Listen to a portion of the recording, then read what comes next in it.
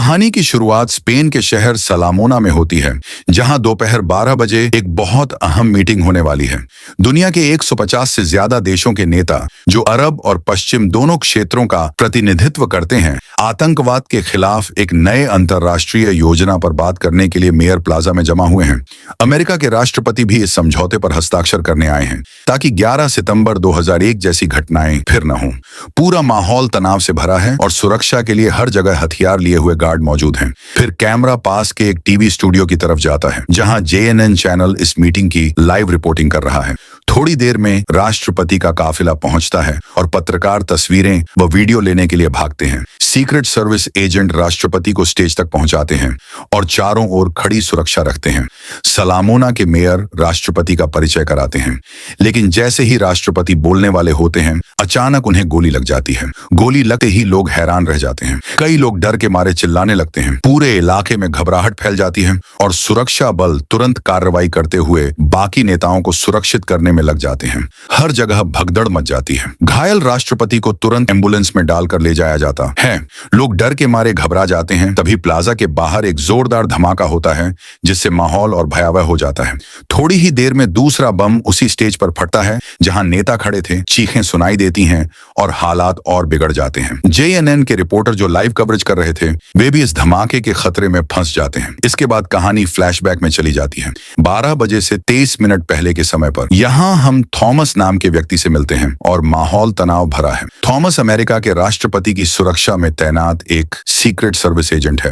वह होटल के कमरे में किसी अहम मिशन के लिए तैयारी कर रहा है। तभी उसका साथी केंट टेलर आता है और कहता है कि अब सिक्योरिटी ड्यूटी का वक्त हो गया है। केंट थॉमस को याद दिलाता है कि उनका मिशन बहुत अहम है, राष्ट्रपति की सुरक्षा करना, खासकर आज की मीटिंग में। जब वे प्लाजा पहुंचते हैं तो उन्हें विरोध करने वालों की भीड़ दिखती है, जो राष्ट्रपति के आने से खुश नहीं है। पत्रकार हर ओर मौजूद हैं ताकि राष्ट्रपति के आगमन की खबरें कवर कर सकें। दोनों एजेंट अपनी अपनी सुरक्षा पोजीशन ले लेते हैं ताकि राष्ट्रपति सुरक्षित रूप से मंच तक पहुंच सकें। वे पूरी सतर्कता से काम करते हैं और हर संभावित खतरे पर निगाह रखते हैं। मेयर राष्ट्रपति का स्वागत करते हैं। लोग खुश होकर चिल्लाते हैं। तभी थॉमस की नजर एक इमारत की खिड़की पर पड़ती है, जहां पर्दे हिल रहे होते हैं। उसे शक होता है और वह तुरंत टीम को उस दिशा में जांच करने को कहता है। जैसे ही मेयर राष्ट्रपति को भाषण देने बुलाते हैं, उनके बोलने से पहले कुछ गलत हो जाता है। थॉमस ने पहले एक संदिग्ध व्यक्ति को पकड़ लिया था, पर अब उसे पता चलता है कि वह तो मेयर की सुरक्षा करने वाला पुलिसकर्मी था। थॉमस को अभी भी शक रहता है, इसलिए वह केंट से कहता है कि उस आदमी को पकड़े रहें। तभी एक और धमाका होता है और सब घबरा जाते हैं। थोड़ी देर में एक अमेरिकी पर्यटक थॉमस को अपनी रिकॉर्डिंग दिखाने के लिए बुलाता है। वीडियो देखते हुए थॉमस को एक इमारत की खिड़की में बंदूक की चमक दिखती है। थॉमस केंट को बताता है। केंट उस दिशा में जाता है, लेकिन तभी एक बम फटा है, जिसमें एजेंट और लोग घायल हो जाते हैं। इस दौरान JNN सब कुछ फिल्मा रहा होता है। थॉमस फुटेज देखने के लिए JNN स्टूडियो जाता है। तभी केंट का फोन आता है। वह कहता है कि उसने शूटर को पकड़ लिया है और उसका पीछा कर रहा है। थॉमस तुरंत कंट्रोल रूम को जानकारी देता है और केंट की मदद के लिए बैकअप मांगता है। रिपोर्ट देने के बाद वह दोबारा केंट को कॉल करता है, पर संपर्क नहीं होता, जिससे उसे कुछ गलत लगने लगता है। थॉमस स्टूडियो छोड़ देता है, पर उसे नहीं पता कि आगे की स्थिति क्या होगी। अब कहानी 12 घंटे पहले की जाती है। एनरिक नाम का एक स्पेनिश पुलिस अधिकारी मेयर की सुरक्षा के लिए प्लाजा में तैनात है। एनरिक अपनी प्रेमिका वेरोनिका को एक अजनबी से बात करते देखता है और हैरान हो जाता है। वह उनकी बात सुन लेता है और जान जाता है कि वे बाद में रिज ब्रिज के नीचे मिलने वाले हैं। यह सुनकर एनरिक बेचैन हो जाता है। उसे शक होने लगता है। एनरिक वेरोनिका के पास जाता है, उसे बैग देता है और कहता है कि इसे सुरक्षित रखो। वह वापस ड्यूटी पर जाता है, लेकिन उसके दिमाग में वही बात घूमती रहती है। जब राष्ट्रपति को गोली लगी तो एनरिक मेयर को बचाने दौड़ा, लेकिन थॉमस और बाकी एजेंटों ने उसे पकड़ लिया, क्योंकि उन्हें लगा वह संदिग्ध है। एनरिक ने देखा कि वेरोनिका ने वही बैग स्टेज के नीचे फेंका। उसने एजेंटों को चेतावनी दी, पर किसी ने विश्वास नहीं किया और फिर बैग में बम फट गया। उसके बाद एनरिक को पकड़ लिया गया। एनरिक एजेंट्स से बचकर भागने में कामयाब हो जाता है और पुल की ओर भागता है, जहां वह एक कार रोकता है। अब कहानी फिर से दोपहर 12 बजे के समय पर लौटती है, लेकिन इस बार यह दृश्य हावर्ड नाम के एक अमेरिकी पर्यटक की नजरों से दिखाया जाता है। जो अपने कैमरे से इस घटना को रिकॉर्ड कर रहा है। हावर्ड बहुत उत्साहित है क्योंकि वह भीड़ और विश्व नेताओं को अपने कैमरे में कैद कर रहा है। जब वह शूट कर रहा होता है तब एक अनजान व्यक्ति आकर उससे बातचीत शुरू करता है। बातचीत से हमें पता चलता है कि हावर्ड छुट्टियों पर आया है और अपने पार्टनर के साथ हुए झगड़ों के बाद रिलैक्स करने की कोशिश कर रहा है। उनकी बात बीच में रुक जाती है क्योंकि एक नन्ही बच्ची डैना जो अपनी माँ के साथ होती है गलती से हावर्ड से टकरा जाती है। हावर्ड मुस्कुराकर उसे माफ कर देता है और फिर से उस माहौल का मजा लेने लगता है। जैसे ही राष्ट्रपति मंच पर आते हैं हावर्ड फिर से कैमरा चलाना शुरू करता है। हावर्ड नोटिस करता है कि थॉमस किसी खिड़की की तरफ देख रहा है और जब वह कैमरे से झूम करता है तो खिड़की में एक आदमी को देखता है। थोड़ी देर बाद राष्ट्रपति को गोली लगती है और हावर्ड यह सब रिकॉर्ड कर लेता है, यहाँ तक कि वह वेरोनिका को मंच के नीचे बम फेंकते हुए भी फिल्म कर लेता है। एनरिक को पकड़े जाने के बाद हावर्ड एजेंटों को बताने की कोशिश करता है कि वहां बम है, लेकिन कोई उसकी बात पर ध्यान नहीं देता। तभी प्लाजा के बाहर एक और धमाका होता है जिससे लोग और डर जाते हैं और हर तरफ अफरा तफरी मच जाती है। कुछ देर बाद थॉमस हावर्ड के पास आता है और उससे उसका रिकॉर्ड किया हुआ वीडियो दिखाने को कहता है। वीडियो देखने के बाद केंट, थॉमस का साथी, संदिग्ध व्यक्ति का पीछा करना शुरू करता है।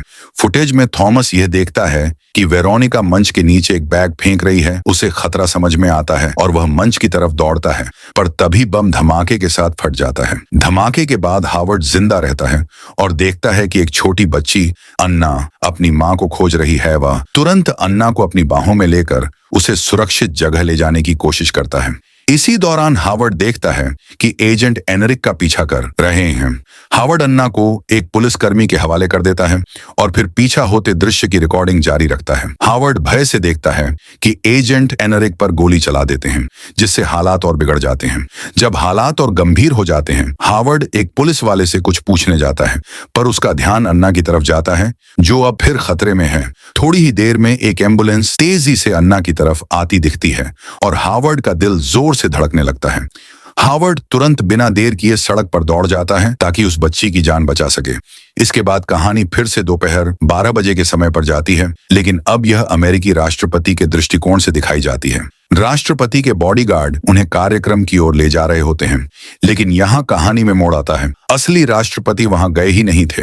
जिसे थॉमस और टीम सुरक्षित रख रहे थे वह दरअसल राष्ट्रपति का हमशक्ल बॉडी डबल था। ये योजना तब बनाई गई थी जब अमेरिकी सुरक्षा एजेंसी को राष्ट्रपति पर हमले की आशंका की सूचना मिली थी। उसके बाद असली राष्ट्रपति की टीम होटल में वापस जाती है, जहां उन्हें बताया जाता है कि इस हमले के पीछे मोइन आर्मी से जुड़ा एक आतंकी संगठन है। इस संगठन का लीडर बेनवार सुआरेज है, जो मूल रूप से मोरक्को का रहने वाला था, लेकिन अब इसी इलाके में रहता है। अमेरिकी एजेंसियों को यह योजना तब पता चली जब उन्होंने आतंकवादियों के ईमेल पकड़ लिए जिनमें हमले की चर्चा थी। राष्ट्रपति की सुरक्षा के लिए असली व्यक्ति की जगह उनके डुप्लीकेट को प्लाजा भेजा गया। यह सिर्फ सुरक्षा के लिए नहीं बल्कि इसीलिए भी था ताकि अगर आतंकवादी हमला करें तो अमेरिका के पास जवाबी कार्रवाई का ठोस कारण हो। इस योजना के जरिए उन्हें उम्मीद थी कि वे आतंकियों को अगला हमला करने से पहले पकड़ लेंगे। इसका मतलब यह दिखाना था कि अगर अमेरिकी राष्ट्रपति पर हमला होता है तो अमेरिका चुप नहीं रहेगा। जब राष्ट्रपति की टीम होटल में थी तब जो डर था वह हकीकत में बदल गया। जैसे ही हमला हुआ, बॉडी डबल को आतंकवादियों ने गोली मार दी। यह भयानक दृश्य लाइव टीवी पर दिखाया गया और होटल में सबने उसे देखा। वीडियो देखकर होटल में मौजूद सभी लोग डर और हैरानी में भर गए। गोलीबारी के थोड़ी देर बाद होटल की लॉबी में एक बड़ा धमाका हुआ। धमाके की ताकत से पूरी इमारत कांप उठी और सबको झटका महसूस हुआ। सबको एहसास हो गया कि खतरा बहुत बड़ा है और वहां अफरा तफरी और डर फैल गया। अब कहानी फिर से दोपहर 12 बजे के वक्त पर जाती है, मगर इस बार आतंकवादियों के नजरिए से दिखाई जाती है। अब हमें दिखाया जाता है कि बेनवार सुआरेज, जो आतंकी संगठन का सरगना है, वह प्लाजा वेरोनिका के एक कैफे में बैठा है। उसके साथ जेवियर नाम का आदमी बैठा है जो पहले सेना की स्पेशल फोर्स में काम करता था। जेवियर दरअसल मजबूरी में आतंकियों की मदद कर रहा है क्योंकि उन्होंने उसके भाई का अपहरण कर रखा है। JNN चैनल का एक कैमरामैन भी गुप्त रूप से आतंकवादियों के साथ मिला हुआ है। आतंकवादी पहले से ही एक कदम आगे हैं क्योंकि सुआरेज को पहले से पता है कि असली राष्ट्रपति वहां नहीं बल्कि उसका डुप्लीकेट है। फिर सुआरेज अपने एक साथी को आदेश देता है कि होटल में राष्ट्रपति की टीम पर नजर रखे। कुछ देर बाद वह जेवियर को असली राष्ट्रपति को अगवा करने का आदेश देता है। जब जेवियर होटल में पहुंचता है तो उसका साथी उसे एक मास्टर की कार्ड देता है जिससे वह किसी भी कमरे का ताला खोल सके। जब सारी घटनाएं चल रही होती हैं, तब सुआरेज यह देखता है कि हॉवर्ड अपने कैमरे से वेरोनिका और एनरिक का वीडियो बना रहा है। हॉवर्ड का ध्यान भटकाने के लिए सुआरेज उससे बातचीत शुरू कर देता है। जब सारी तैयारी पूरी हो जाती है, तब सुआरेज हॉवर्ड से बात बंद कर देता है और अपने आतंकवादी प्लान को आगे बढ़ाने निकल जाता है। ठीक उसी वक्त जेवियर होटल के मुख्य कंट्रोल रूम को अपने कब्जे में ले लेता है और रेडियो की सारी तरंगें संचार चैनल सुआरेज को भेज देता है। इस वजह से सुआरेज अब सीक्रेट सर्विस के गुप्त संदेश और बातचीत सुन सकता है। लेकिन सुआरेज जेवियर के साथ विश्वासघात करता है और उसके भाई को मार देता है। उसके बाद वह होटल में मौजूद अपने आतंकवादी साथी को बम फोड़ने का इशारा देता है।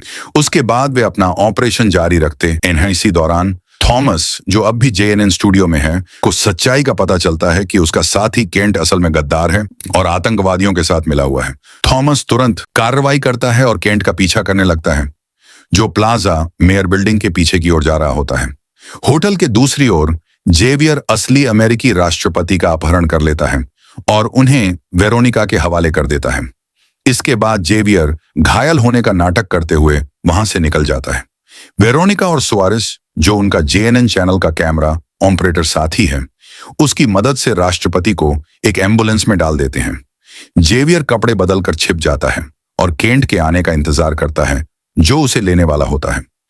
थॉमस पीछा करते करते यह सूचना पाता है कि राष्ट्रपति का अपहरण हो गया है, लेकिन किसी को यह नहीं पता कि राष्ट्रपति को कहां ले जाया गया है। थॉमस समझ जाता है कि अगर वह केंट को पकड़ ले तो उसी से राष्ट्रपति का ठिकाना पता चल सकता है। थोड़ी देर बाद केंट जेवियर को लेने आता है, लेकिन थॉमस उन्हें देख लेता है और तुरंत उनका पीछा शुरू कर देता है। कठिन सड़क पीछा करने के बाद थॉमस को आखिरकार राष्ट्रपति के ठिकाने का पता चल जाता है। थॉमस बंदूक की लड़ाई में सुआरेज से भिड़ता है और उसे गोली मारकर खत्म कर देता है। इसके बाद थॉमस राष्ट्रपति को रस्सियों से बंधा पाता है, लेकिन वह सही सलामत होता है तो थॉमस उसे तुरंत मुक्त कर देता है।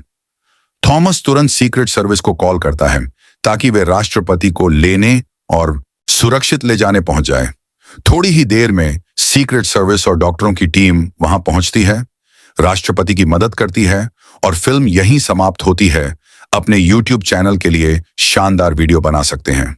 कमेंट में जरूर बताना।